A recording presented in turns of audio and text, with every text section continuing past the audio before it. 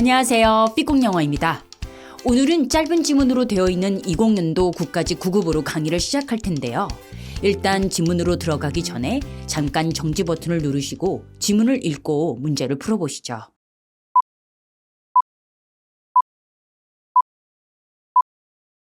자, 그러면 지문부터 살펴볼까요? 오늘 지문의 길이는 짧긴 하지만 앞에 도입문이 나오고 이를 반박하는 문장이 나오는데 이 반박 부분이 주제입니다. 먼저 도입 문장부터 살펴보면 Work has become an obsession. 일은 강박이 되었고 It has caused burnout, unhappiness, and gender inequity. 이것은 피로감, 불행, 그리고 성불평등을 초래했다.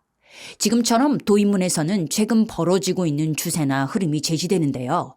지문이 짧긴 하지만 앞에 도입문이 나오고 이후에 이런 도입문을 반박하는 주제가 나와요.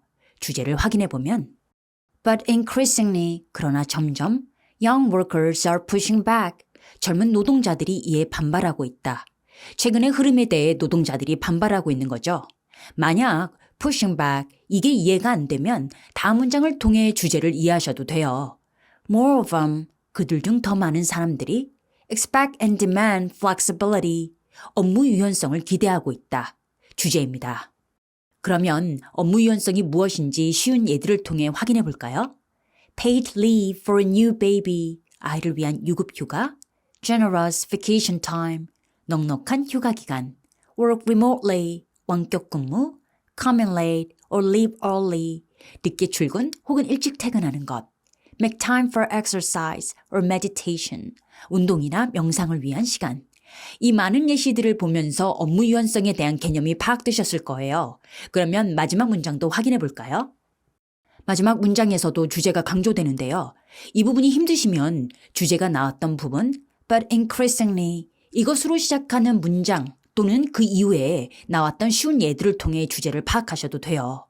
이 문장에서 the rest of their lives 그들의 나머지 삶은 happen on their phones 휴대폰에서 일어나는데 Why should work be any different? 일이라고 왜 달라야 하지? 즉, 일도 자유롭게 유연성 있게 할 수 있어야 한다는 거죠. 자, 그럼 문제를 풀어보시죠. 정답은 3번인데 3번 선택지를 보면 지문의 핵심어가 그대로 보이실 거예요. Flexibility at work, 직장 내에서의 유연성입니다. 이것을 뒷받침하는 근거는 지문의 주제가 나오는 부분의 핵심어 Expect and demand flexibility, 이거와 많은 예들이죠. 얘들을 다시 한번 짚어보면 paid leave, vacation time, work remotely, come in late or leave early, make time for exercise or meditation. 바로 이 예들이 근거가 되는 거죠.